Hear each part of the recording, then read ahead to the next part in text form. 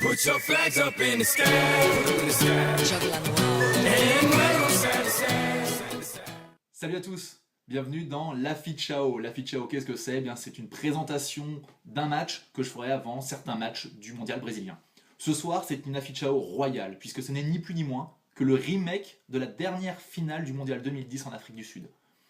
Pour cette Affichao, à ma droite, le champion du monde en titre et double champion d'Europe espagnol, une équipe que l'on disait vieillissante, ce qui ne l'a pas empêché de terminer premier de son groupe de qualification en Europe devant la France, avec 0 défaite au compteur.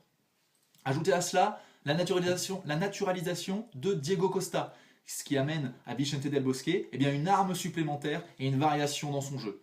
Enfin et surtout, l'équipe espagnole est une équipe qui joue ensemble depuis des années, qui se connaît par cœur, et leur système érodé, ils ont une technique qui est véritablement au service de l'efficacité et d'un pragmatisme à toute épreuve, puisque sur les deux derniers tournois, Coupe du Monde et Euro, ils n'ont encaissé que 3 buts en 13 matchs. Or, on sait que c'est avec une défense que l'on gagne les compétitions et les titres majeurs. La question désormais, seront-ils là, présents mentalement, pour aller chercher ce deuxième titre de champion du monde?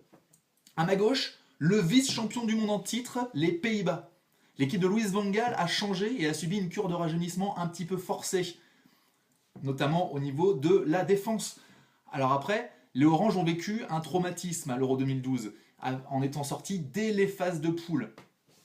Ils se sont refait une santé durant les phases de qualification, puisque eux aussi ont eu 0 défaite dans leur groupe de qualification pour ce mondial.